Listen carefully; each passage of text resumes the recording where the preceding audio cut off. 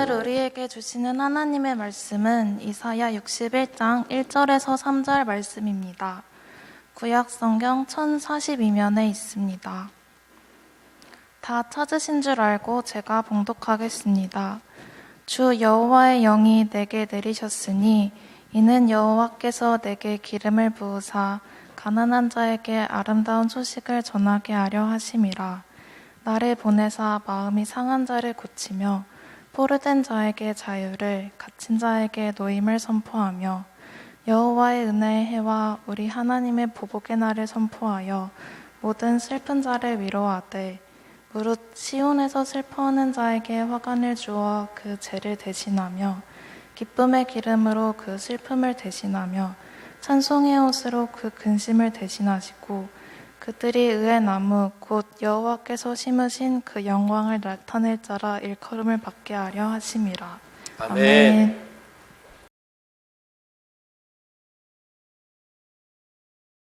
여러분, 오늘이 대강절 첫째 주일인 걸 아십니까? 대강절은요, 크게 네 가지 의미를 담고 있습니다.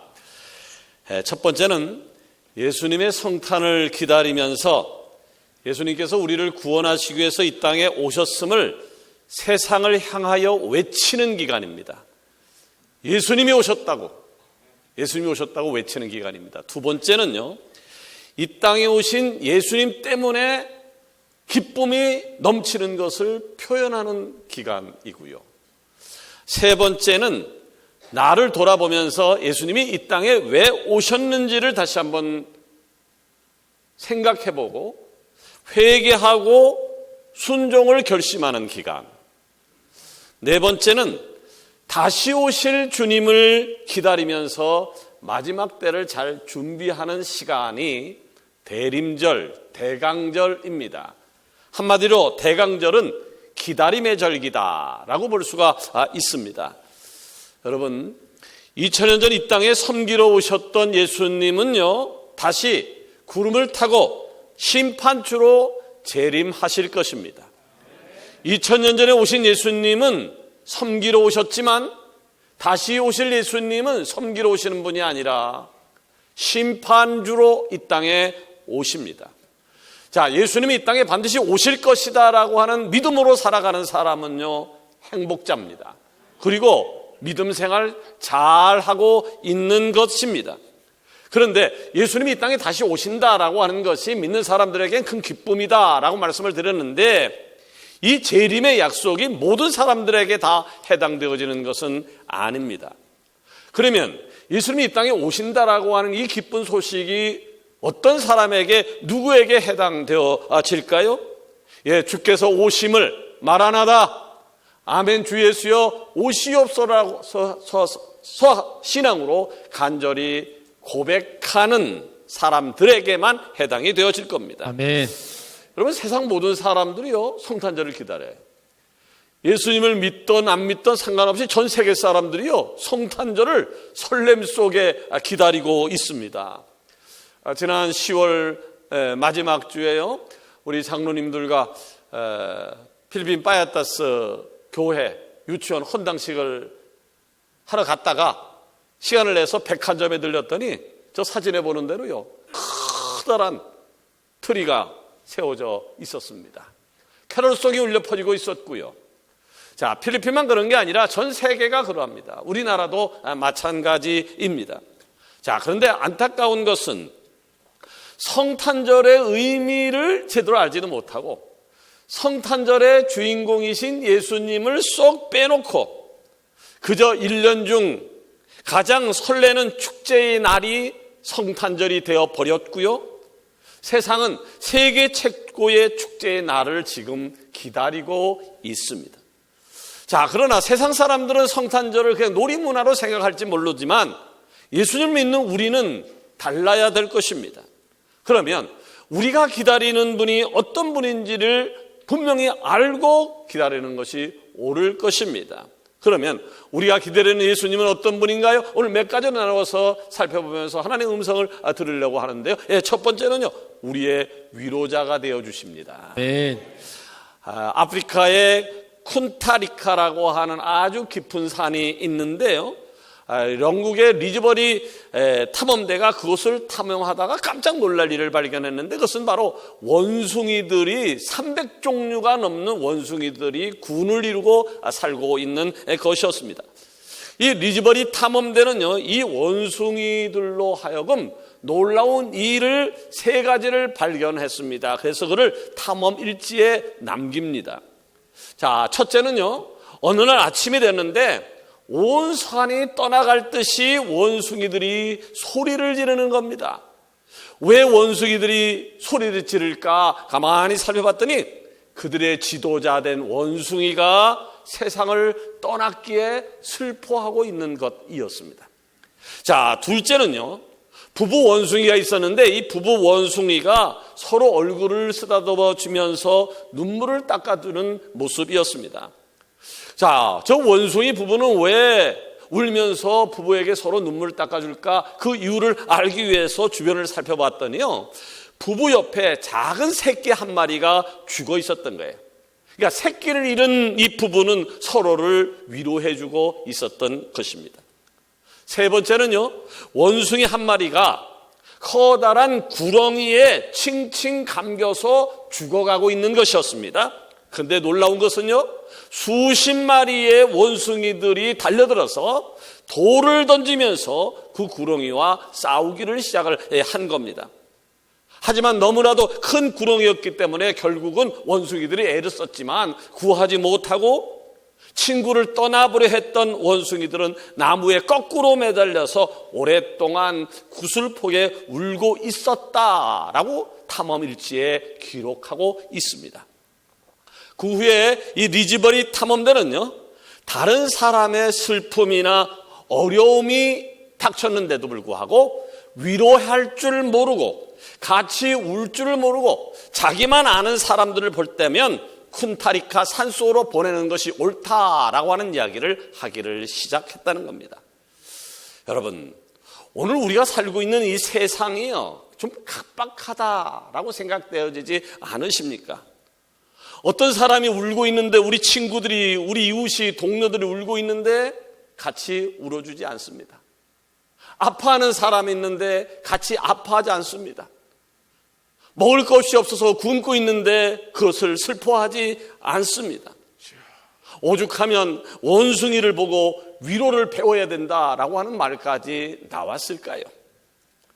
자, 사람들이요, 처음부터 이렇게 각박하지는 않았을 것입니다.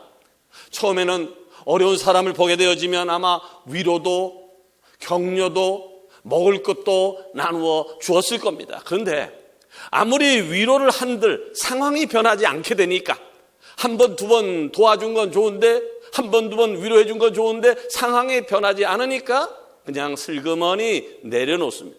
슬그머니 그 자리를 떠나버렸습니다. 또 근본적인 문제가 해결이 안 되었어요. 근본적인 문제가 해결이 안 됐는데 위로만 한다고 위로가 되는 것인가요? 그렇지 않습니다. 근본적인 문제가 해결되지 않았기 때문에 위로로 들리지 않는 것이죠. 그런데 여러분 아십니까?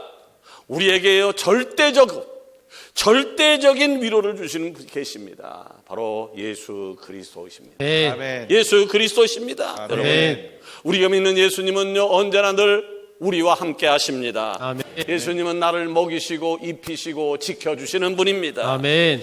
자, 주님의 위로하심이 오늘 일부 예배드린 여러분 가운데 넘치기를 원합니다. 아멘. 여러분의 가정에 넘치기를 원합니다. 아멘. 슬픔에 빠져있는 대한민국에 넘치기를 원합니다. 아멘. 그런데 주님의 위로가 진정한 위로가 되는 이유가 있어요.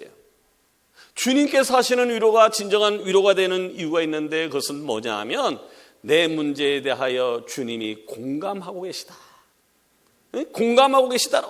여러분, 부자들은요, 돈 많은 사람들은요, 가난한 사람들을 공감해 주지 못합니다. 가난한 사람들 역시 부자를 공감하지 못합니다. 왜요? 이 공감이라고 하는 것은요, 같은 선상에 있어야 하는 것인데 부자와 가난한 자, 배운 자와 못 배운 자 같은 선상에 있지 않기 때문입니다.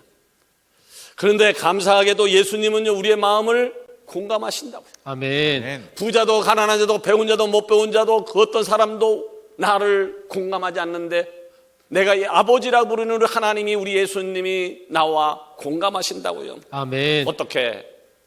어떻게 만왕의 왕께서 사람의 마음을 공감하시는 것일까요? 예수님께서는요, 인간의 몸으로 이 땅에 오셔서 나와 똑같은 사람이 되셨기 때문에, 나와 똑같은 인생을 사셨기 때문에, 세상 누구보다도 모진 고난을 받으셨기 때문에 나의 연약함에 대해서 공감할 수 있게 되어지는 것입니다. 아멘. 본문 1절을 볼까요? 주 여호와의 영이 내게 내리셨으니 이는 여호와께서 내게 기름을 부으사 가난한 자에게 아름다운 소식을 전하게 하려 하심이라. 나를 보내사 마음이 상한 자를 고치며. 아멘. 하나님께서요, 메시아를 이 땅에 보내신 이유를 설명하고 있습니다. 왜 메시아를 이 땅에 보내셨다고요? 다른 게 아니에요. 가난한 자에게 아름다운 소식을 전하기 위해서입니다. 아멘. 마음이 상한 자를 고치시기 위해서입니다. 아멘. 여러분, 그 당시 이스라엘 백성들에게 희망이 있었습니까?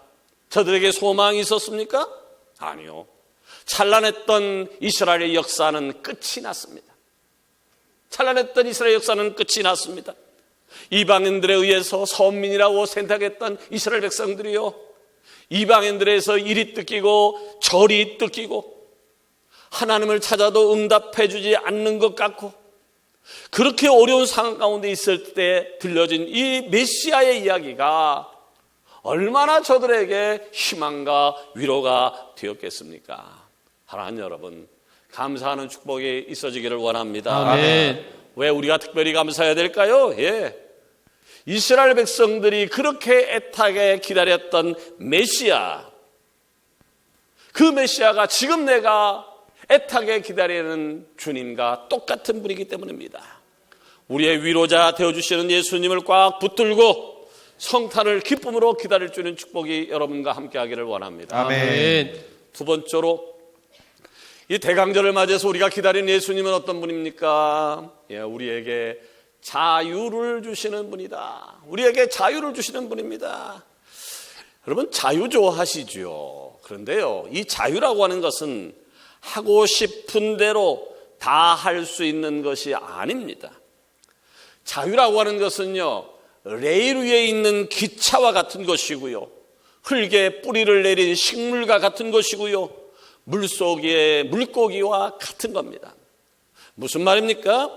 자유라고 하는 것은요, 있어야 할 곳, 곧 하나님께서 세우신 질서 안에 있을 때에 자유한 겁니다.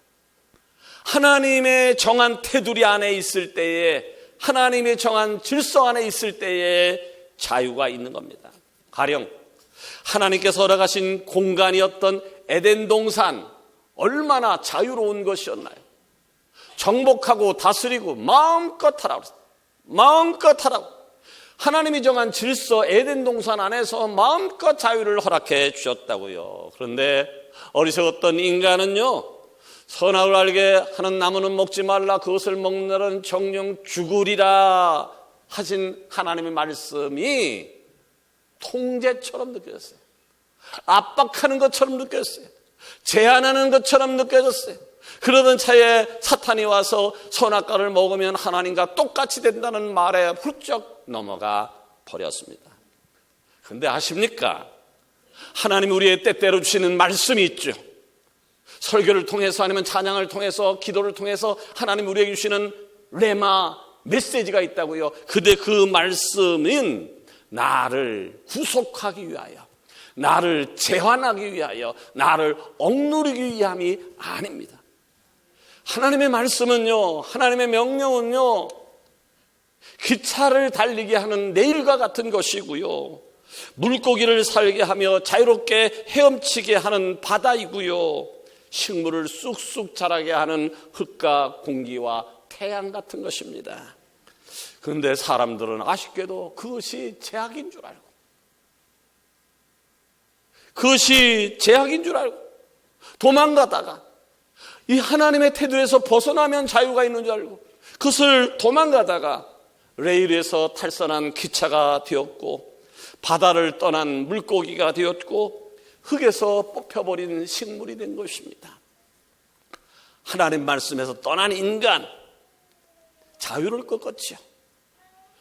주일 성수하라라고 하는 하나님의 명령을 벗어나고 주일 성수하지 않고 산으로 들러 나가서 만끽하는 것, 자유 같죠. 찬양해야 될 때 찬양하지 않고 세상을 향해서 찬양하는 것, 자유한 것 같죠. 행복을 느끼는 것 같죠. 그러나 흙에서 뽑혀버린 식물이 어떻게 될까요? 바다를 떠난 물고기는 또 어떻게 되는 것인가요? 하나님이 정한 질서, 하나님이 정한 질서에서 벗어난 인간은요, 탈선한 기체처럼 위태한 존재가 되어지는 것이고요, 궁극적으로는 죽음만을 기다릴 수밖에 없게 되어집니다. 오랜 시간 동안 이슈가 되어지고 있고, 지금도 그 때문에 많은 논란이 있고, 교회에서는 지금 그야말로 목숨을 걸고 투쟁하고 있는 것이 있는데, 포괄적 차별금지법이라는 거예요. 포괄적 차별금지법에 대해서 여러분 많이 들으셨겠지만, 어떻게 보면 이 포괄적 차별금지법이라고 하는 것이 모든 사람들의 자유와 평등을 보장해야 된다, 차별하면 안 된다. 자, 얼핏 보면 굉장히 좋은 것 같지만 사실은 무시무시한 악법입니다. 악법 중에서 이런 악법이 없습니다. 이 법안은요, 자유와 평등을 가장해서 개인이 생각하고 주장하는 것에 힘을 갖게 합니다. 여러분, 포괄적 차별금지법이 통과되어지면 일부 정치인들이 계속해서 지금도 시도를 하고 있습니다만은 이것이 통과되어지면 어떤 일이 벌어지는 줄 아십니까? 얼핏 들으면 조금 전에 말씀드린 대로 차별이 금지되는 법, 차별이 없는 것, 자유를 보장해 주는 것처럼 느껴지지만 이 세상은 질서가 없는 무질서 세상이 될 겁니다. 자, 하나님께서 남자와 여자를 지셨다고, 남성과 여성을 만드셨는데 제3의 성, 제4의 성, 다양한 성별을 인정한다는 거예요. 그래서 이를 무시하고 이를 잘못된 것이라고 규정을 하게 되어진다면 범법을 저지르게 되어지는 것이고, 벌금을 물거나 아니면 실형을 받을 수도 있습니다. 이미 이 포괄적 차별금지법이 통과된 나라가 꽤 있어요. 근데 그 나라를 살펴보게 되어지면 교회 강단에서 가령 동성애 관련한 설교를 하게 되어지면 벌금을 내야 돼요. 설교 못하게 돼 있어요. 설교권을 빼앗아 버립니다.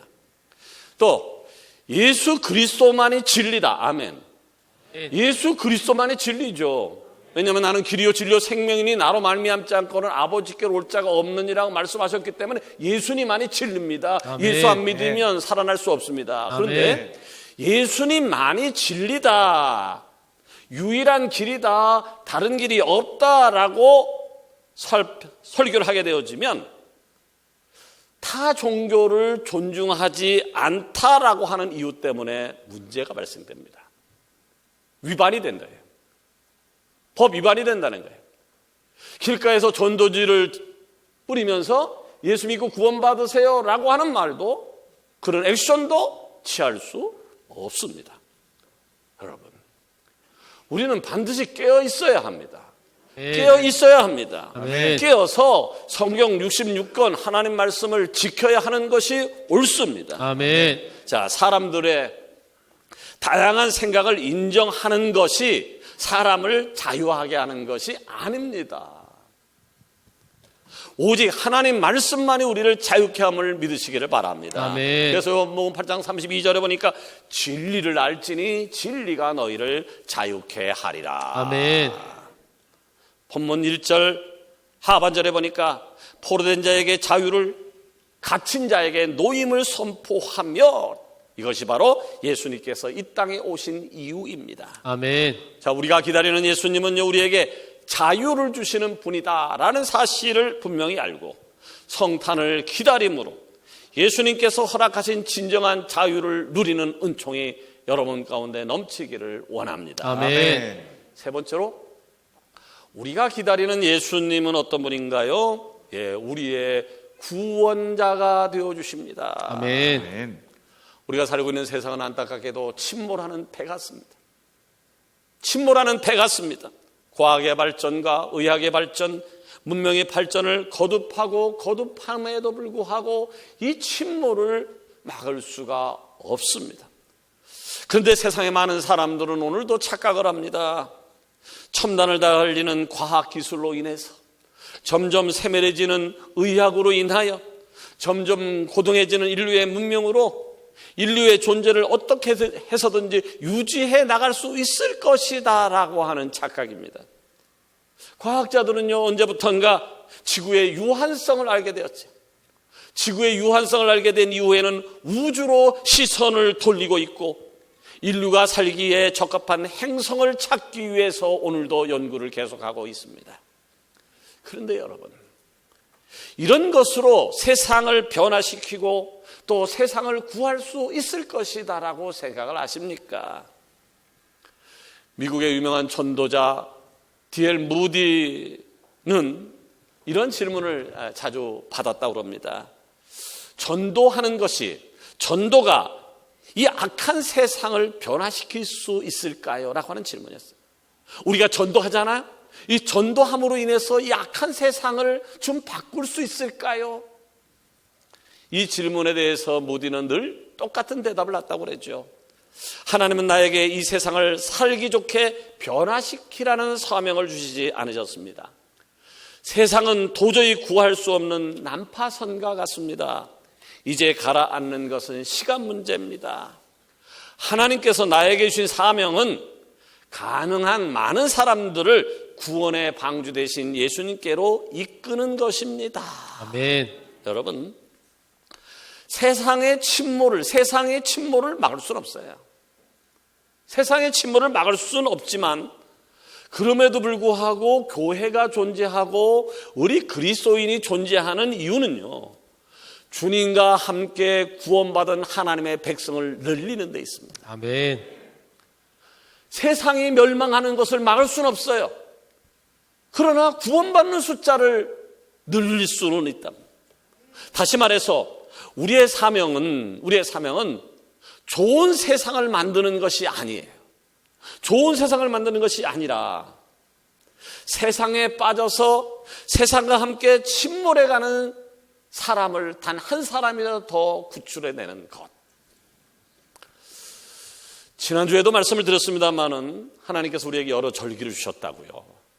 부활절도 주셨고, 성령 강림절 주셨고, 지난주에 했던 추수감사절 주셨고, 앞으로 사조에 있을 성탄절 주시고, 많은 절기를 주셨는데, 절기를 주신 이유가 뭐라 그랬어요? 바로 그 절기를 통해서 하나님의 은혜를 기억하라고. 아멘. 감사절을 통해서 감사해야 되는구나. 성탄절을 통해서 예수님이 이 땅에 나를 구원하게 오셨구나. 부활절을 통해서 예수님이 죽음의 권세를 이겨 부활하셔서 나도 부활의 능력을 주셨구나. 오순절 마가다락방의 성령의 역사를 통해서 성령이 내게 임해서 나를 지배하게 하시는구나 라고 하는 것을 기억하라고 절기를 주신 겁니다. 지금 우리는요, 성탄절을 기다리고 있습니다. 우리는 성탄절을 오늘부터 대강절 첫 주라고요. 성탄이 뭐냐? 성탄은 구원자 되시는 주님의 탄생을 기념하고 기억하는 날입니다. 아멘. 그런데 주님이 나의 구원자 되신 것, 나를 구원해 주신 것을 기억하고 감사하는 것인데, 구원자 되시는 예수님을 기억하지 않는다면, 주님이 이 땅에 오신 이유를 생각하지 않는다라고 하면 대강절이 무슨 의미가 있고 성탄절이 무슨 의미가 있을까요? 말씀을 맺으려고 합니다. 대강절 첫 주입니다. 4주간 계속되어질 대강절 절기를 지날 때 여러분, 예수님이 어떤 분인지 정확하게 알 수 있는 기회를 더 만들기를 원합니다. 예수님은요, 우리를 위로해 주시고 우리에게 자유를 주시며 우리의 구원자 되십니다. 아멘. 바라기에는 의미 없는, 생각 없는 형식적인 절기가 아니라 주님께서 우리에게 절기를 주신, 성탄절을 주신 이유를 분명히 알아서 그리스도를 기쁨으로 기다릴 수 있는 사랑하는 서강의 지체가 다 되어지기를 주의 이름으로 축원합니다. 아멘. 기도하십시다.